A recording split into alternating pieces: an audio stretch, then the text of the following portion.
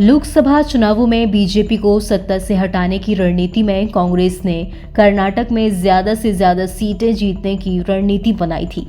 लेकिन exit poll के अनुमानों में कांग्रेस को कर्नाटक में बड़ा झटका लगा है। एग्जिट पोल बीजेपी की अगुवाई वाले एनडीए को राज्य में कम से कम 20 और ज्यादा से ज्यादा 25 सीटें तक मिलने का अनुमान जता रहे हैं। इतना ही नहीं, एग्जिट पोल के नतीजों में कर्नाटक सेक्स वीडियो कांड में फंसे प्रज्वल रेवन्ना की जीत का अनुमान भी जताया गया है। इन सब के बीच कर्नाटक प्रदेश कांग्रेस समिति के प्रमुख और राज्य के डिप्टी सीएम डीके शिवकुमार 2 जून को पार्टी के शीर्ष नेतृत्व के साथ ऑनलाइन मीटिंग में जुड़े। इसके बाद शिवकुमार ने कहा कि केंद्रीय नेतृत्व के साथ रिजल्ट के दिन बूथ एजेंटों और कार्यकर्ताओं को दिए जाने वाले निर्देशों पर चर्चा की। 2023 कर्नाटक विधानसभा चुनावों में कांग्रेस की जीत के बाद डीके शिवकुमार चाणक्य बनकर उभरे थे, लेकिन लोकसभा चुनावों में अब उनकी साख दांव पर लगी हुई है। एग्जिट पोल को लेकर डीके शिवकुमार ने बड़ा बयान दिया। उन्होंने कहा कि मैंने कहा है कि एग्जिट पोल में मेरा विश्वास नहीं है। आज भी मैं यही कह रहा हूं।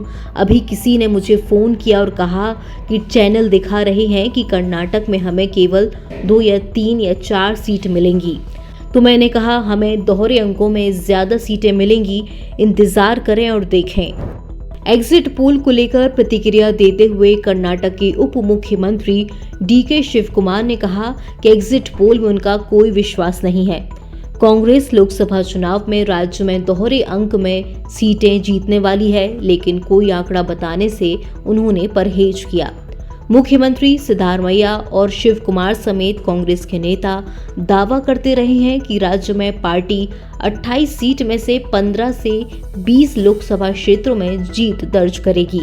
2019 के लोकसभा चुनावों में कांग्रेस जेडीएस गठबंधन को सिर्फ एक सीट पर जीत मिली थी।